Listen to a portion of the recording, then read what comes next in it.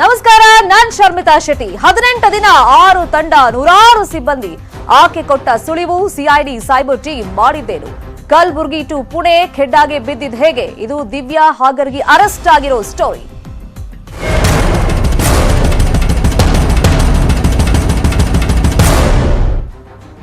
PSI ಹಗರಣದ ಪ್ರಮುಖ ಆರೋಪಿ ದಿವ್ಯಾ ಹಾಗರ್ಗಿ ಬಂಧನ ಆಗಿದೆ.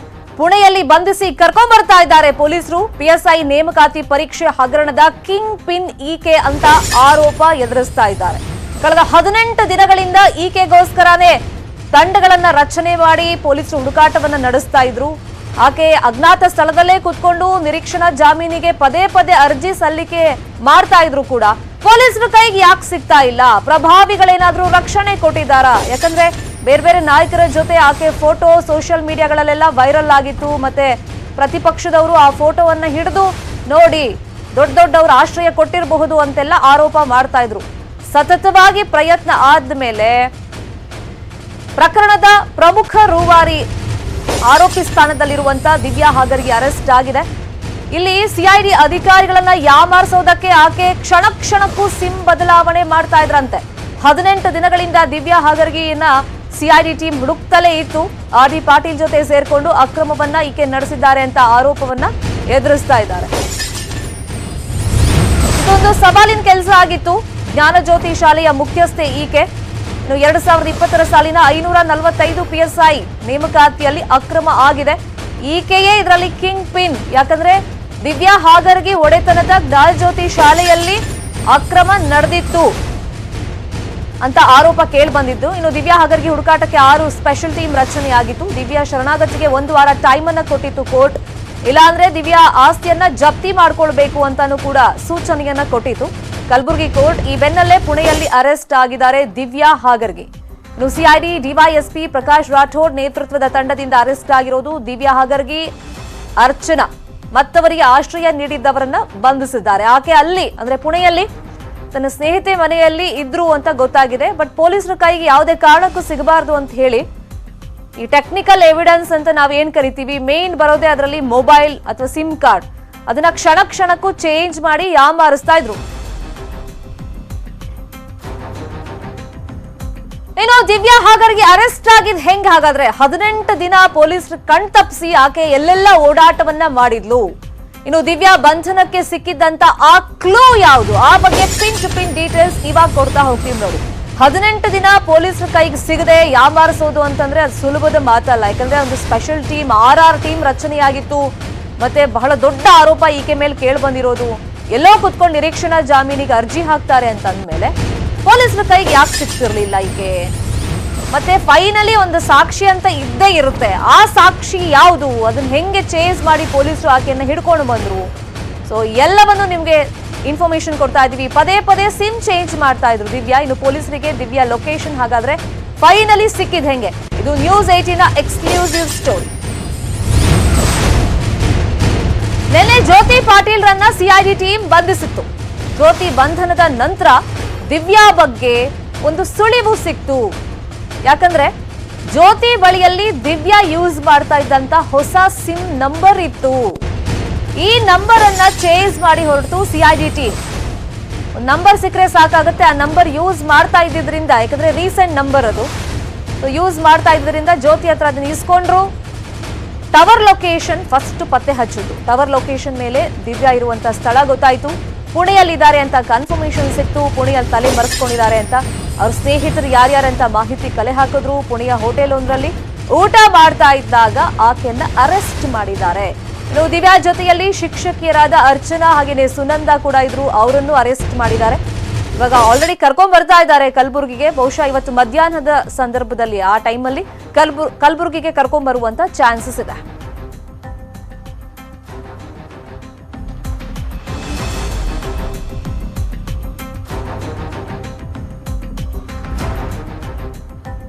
ಇನ್ನು ದಿವ್ಯಾ ಹಾಗರ್ಗಿ ಬಂಧನದ ಬಗ್ಗೆ ಖುದ್ದು ಗೃಹ ಸಚಿವ ಆರ್ಗ ಜ್ಞಾನೇಂದ್ರ ನ್ಯೂಸ್ 18 ಕನ್ನಡದ ಜೊತೆ ಲೈವ್ ನಲ್ಲಿ ಮಾತನಾಡಿದ್ದಾರೆ. ಏನ್ ಹೇಳಿದ್ದಾರೆ ಕೇಳೋಣ. ಪೊಲೀಸರಿಗೆ ಬಹಳ ಚಾಲೆಂಜ್ ಆಯ್ತು. ಬಹಳ ಚೆನ್ನಾಗಿ ಫಾಲೋ ಅಪ್ ಮಾಡಿ ಅರೆಸ್ಟ್ ಮಾಡಿದ್ದಾರೆ. ನನಗೆ ಕಾನ್ಫಿಡೆನ್ಸ್ ಇತ್ತು. ನಾನು ಹೇಳ್ತಾ ಇದ್ದೆ ಈ ಭೂಮಿ ಮೇಲೆ ಎಲ್ಲೇ ಇದ್ರು ಎಡೆಮುರಿ ಕಟ್ಟಿ ತರ್ತಾರೆ ಅಂತ ಹೇಳ್ತಾ ಇದ್ದೆ. ಅವ್ರು ತಂದಿದ್ದಾರೆ. ಎಲ್ಲೆಲ್ಲಿ ಹೋಗಿದ್ರು ಸರ್? ಟ್ರ್ಯಾಕಿಂಗ್ ಎಲ್ಲ ಪೊಲೀಸರಿಗೆ ಇಲ್ಲ, ನಾನು ಡೀಟೇಲ್ ನಾನು ಹೇಳ್ತೇನೆ, ಸ್ವಲ್ಪ ಹೊತ್ತಿಗೆ ಹೇಳ್ತೀನಿ.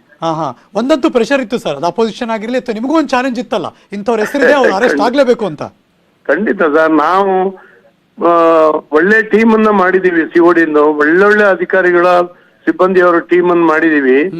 ಹಾಗಾಗಿ ನನಗೆ ಖಾತ್ರಿ ಇತ್ತು ಎಲ್ಲಿದ್ರು ಎಳ್ಕ ಬರ್ತಾರೆ ಅಂತ ಹೇಳಿ. ಮತ್ತೆ ಸ್ವಲ್ಪ ಈ ಪೊಲಿಟಿಕಲ್ ಈ ಪ್ರೆಷರ್ ಅದು ಇದು ಮೂಲಕ ಒಂದು ಸುಮ್ಮನೆ ಇದನ್ನ ಪೊಲಿಟಿಕಲೈಸ್ ಮಾಡುವಂತ ಒಂದು ಪ್ರಯತ್ನ ನಡೀತಾ ಇತ್ತು, ವಿಶೇಷವಾಗಿ ಕಾಂಗ್ರೆಸ್ ನಿಂದ. ಆ ರೀತಿ ಯಾವ್ದು ಆಗ್ಲಿಲ್ಲ. ನಾವು ಅವ್ರಿಗೆ ವಹಿಸಿದ್ರ ಮೇಲೆ ಎಲ್ಲೂ ಸರ್ಕಾರ ತಲೆ ಹಾಕ್ಲಿಕ್ಕೆ ಹೋಗ್ಲಿಲ್ಲ. ಯಾರು ಕೂಡ ಅವ್ರನ್ನ ಹಿಡಿಬೇಡಿ, ಬಿಡಿ, ಅವ್ರನ್ನ ಆ ಸೆಕ್ಷನ್ ಹಾಕಿ ಇಂಥದ್ದು ಯಾವ್ದು ನಾವು ಹೇಳೋ ಪದ್ಧತಿ ಇಲ್ಲ ನಮ್ಮ ಸರ್ಕಾರದಲ್ಲಿ. ಯಾವುದೇ ಪ್ರಕರಣದಲ್ಲೂ ಇದನ್ನ ಹೇಳಿ ಸರ್, ಇದು ನನ್ನ ನೇರವಾದ ಪ್ರಶ್ನೆ. ಯಾಕಂದ್ರೆ ಆರೋಪ ಹಂಗೆ ಬಂದಿದ್ದು, ಅಂದ್ರೆ ಭಾರತೀಯ ಜನತಾ ಪಕ್ಷ ಆಡಳಿತ ಪಕ್ಷದವರ ದೊಡ್ಡ ದೊಡ್ಡ ನಾಯಕರ ಜೊತೆ ಆಕೆ ಒಡನಾಟ ಇದೆ, ಅವರೆಲ್ಲ ಕೃಪಾ ಕಟಾಕ್ಷ ಇದೆ, ಹಾಗಾಗಿ ಇಷ್ಟು ದಿನ ಸಿಕ್ತಿಲ್ಲ ಆಕೆ, ಎಲ್ಲೋ ಇದ್ದಾರ ಅವರು ಅಂತ. ಸರ್, ಎಲ್ಲರ ಜೊತೆಗೂ ಕಾಂಟ್ಯಾಕ್ಟ್ ಇದೆ ಸರ್. ಅವರು ಏನೇನ್ ಕೆಲಸ ಯಾರ ಹತ್ರ ಮಾಡಿಸ್ಕೊಂತಿದ್ರು ಗೊತ್ತಿಲ್ಲ. ಎಲ್ಲರ ಜೊತೆಗೆ ಈಗ ಕಾಂಗ್ರೆಸ್ ಲೀಡರ್ಸ್ ಜೊತೆಗೂ ಅವ್ರ ಫೋಟೋ ಬರ್ತಾ ಇದೆ. ಹಾಗಾಗಿ ಅದು ಪೊಲಿಟಿಕಲೈಸ್ ಮಾಡುವಂತ ಪ್ರಯತ್ನನ ಕಾಂಗ್ರೆಸ್ ಮಾಡ್ತು. ಬಟ್ ಎಲ್ಲಿಂದನೋ ಯಾರೋ ರಾಜಕಾರಣಿಗಳ ಒತ್ತಡ ಇತ್ತು ಅನ್ನೋದು ಸತ್ಯನಾ ಸರ್? ಇಲ್ಲ ಇಲ್ಲ ಇಲ್ಲ, ಖಂಡಿತ ಇರ್ಲಿಲ್ಲ. ಯಾವ ಒತ್ತಡವೂ ಇರ್ಲಿಲ್ಲ. ಸ್ವಲ್ಪ ಟೈಮ್ ಬೇಕಾಗಿತ್ತು. ಅವರು ಸ್ವಿಚ್ ಆಫ್ ಮಾಡ್ಕೊಂಡಿದ್ರು ಫೋನ್ ಅನ್ನ. ಅದು ಮತ್ತೆ ತಿರ್ಗಾಡ್ತಾ ಇದ್ರು ಅವರು, ಎಲ್ಲೋ ಒಂದ್ ಕಡೆ ಇರ್ಲಿಲ್ಲ. ಎಲ್ಲಿ ಸರ್? ಬೇರೆ ಬೇರೆ ಸ್ಟೇಟ್ಗೆ ಹೋಗ್ತಿದ್ರ ಸರ್? ಬೇರೆ ಬೇರೆ ಸ್ಟೇಟ್ಗೆ ಅವರು ಹೋಗಿದ್ರು ಅಂತ ಹೇಳಿ ನನಗೆ ಇನ್ಫಾರ್ಮೇಶನ್ ಬರ್ತಾ ಇದೆ. ತಿರ್ಗಾಡ್ತಾ ಇದ್ರು, ಎಲ್ಲಾರು ಒಂದ್ ಕಡೆ ಇದ್ರೆ ಸಿಗ್ತಾರೆ. ಮತ್ತೆ ಅವರ ಎಲ್ಲಾ ಫೋನ್ಗಳನ್ನು ಸ್ವಿಚ್ ಆಫ್ ಮಾಡಿ ಇಟ್ಕೊಂಡಿದ್ರು. ಅವರು ಬೇರೆ ಬೇರೆ ರೀತಿಯಿಂದ ಬಹಳ ಬಹಳ ಚೆನ್ನಾಗಿದೆ ಅದು. ನಮ್ಮ ಸಿಒಡಿ ಪೊಲೀಸರು ಅದನ್ನ ಬೆನ್ನತ್ತಿದ ರೀತಿ ಬಹಳ ಚೆನ್ನಾಗಿದೆ. ಪ್ರಬಲವಾಗಿ ಎಲ್ ಕ್ಲೂಸ್ ಅಂದ್ರೆ ಆರ್ ಡಿ ಪಾಟೀಲ್ ಅರೆಸ್ಟ್ ಆದ ಕ್ಲೂಸ್ ಸಿಗಕ್ ಶುರು ಆಯ್ತಾ ಸರ್? ಎಲ್ಲಿ ಶುರು ಆಯ್ತು ಸರ್? ಇಲ್ಲ ಇಲ್ಲ ಇಲ್ಲ, ಆರ್ ಡಿ ಪಾಟೀಲ್ರು ಇವ್ರನ್ನೇ ಮೊದಲು ಹುಡುಕ್ತಾ ಇರ್ಲಿಕ್ಕೆ ಶುರು ಮಾಡಿದ್ದು. ಅರೆಸ್ಟ್ ಆಗಿರೋ 17 ಜನರಲ್ಲಿ ಯಾರ ಜೊತೆ ಸಂಪರ್ಕದಲ್ಲಿ ಇದ್ರು ಸರ್ ನಿರಂತರವಾಗಿ 18 ದಿನ ಇರೋ? Any idea? ಇಲ್ಲ ಇಲ್ಲ, ಅವ್ರು ಯಾರ ಜೊತೆಗೂ ಸಂಪರ್ಕದಲ್ಲಿ ಇರ್ಲಿಲ್ಲ. ಓಕೆ. ಬೇರೆನೆ ಅವರ ಸಿಸ್ಟರ್ಸು, ಅವರ ಬ್ರದರು, ಅವರ ಮಕ್ಕಳನ್ನ ಅಲ್ಲಿ ಬಿಟ್ಟು ಹೋಗಿದ್ರು. ಅದೆಲ್ಲದ್ರ ಮೇಲೂ ಪ್ರೆಷರ್ ಇತ್ತು. ಅಂದ್ರೆ ಮನೆಯವ್ರ ಜೊತೆ ಸಂಪರ್ಕದಲ್ಲಿ ಇದ್ರು ಮೇಡಮ್? ಹೌದು, ಬೇರೆ ಬೇರೆ ಫೋನ್ಗಳಲ್ಲಿ ಅವ್ರ ರಿಲೇಟಿವ್ ಜೊತೆಗೆ ಸಂಪರ್ಕದಲ್ಲಿ ಸ್ವಲ್ಪ ಇರೋದನ್ನ ಕಂಡುಹಿಡಿದ್ರು ನಮ್ಮವರು. ಚಡಪಡಿಕೆ ಇತ್ತು, ಏನಾದ್ರು ಚೆನ್ನಾಗ್ ಆಗ್ಬೇಕು, ಇದೇನಾದ್ರು ತೊಂದರೆ ಆಗ್ಬಾರ್ದು. ಯಾಕಂದ್ರೆ ಸರ್ಕಾರಕ್ಕೊಂದು, ಸರ್ಕಾರದ ಮೇಲೆ ಒಂದು ಇದು ಬರುತ್ತೆ ಅಂತ, ಬ್ಲೇಮ್ ಬರುತ್ತೆ ಅಂತ. ಫೈನ್. ಇದು ಗೃಹ ಸಚಿವ ಆರ್ಗ ಜ್ಞಾನೇಂದ್ರ ಅವ್ರ ಮಾತು. ಸತತವಾಗಿ 18 ದಿನ ಪ್ರಯತ್ನ ಪಟ್ಟ ಮೇಲೆ ಸಿಐಡಿ ಅಧಿಕಾರಿಗಳು ಎಲ್ಲ ಕಡೆ ಹುಡುಕಾಡಿದ್ರು. ಫೈನಲಿ ಅವ್ರಿಗೊಂದು ಟೆಕ್ನಿಕಲ್ ಎವಿಡೆನ್ಸ್ ಸಿಕ್ತು. ಆ ಆಧಾರದ ಮೇಲೆ ಪುಣೆಯಿಂದ ಆಕೆಯನ್ನ ಕರ್ಕೊಂಡು ಬರ್ತಿದ್ದಾರೆ. ಮಧ್ಯಾಹ್ನದ ವೇಳೆಗೆ ಕಲಬುರಗಿಗೆ ಅವ್ರನ್ನ ಕರ್ಕೊಂಡು ಬರುವಂತ ಚಾನ್ಸಸ್ ಇದೆ. ಅದಾದ್ಮೇಲೆ ವಿಚಾರಣೆಗಳು ನಡೀತಾ ಹೋಗುತ್ತೆ.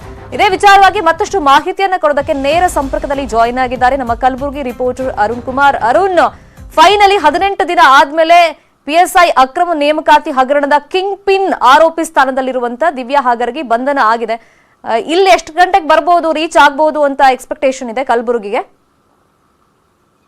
ಹೌದು ಶರ್ಮಿತಾ, ಏನು ಇಡೀ ಒಂದು PSI ಪರೀಕ್ಷೆಯ ರೂವಾರಿ ಆಗಿದ್ದಂತ ಕಿಂಗ್ ಪಿನ್ ಏನಿದ್ದಳು ದಿವ್ಯಾ ಹಗರ್ಗಿ ಇಂದು ಅರೆಸ್ಟ್ ಮಾಡಿದ್ದಾರೆ.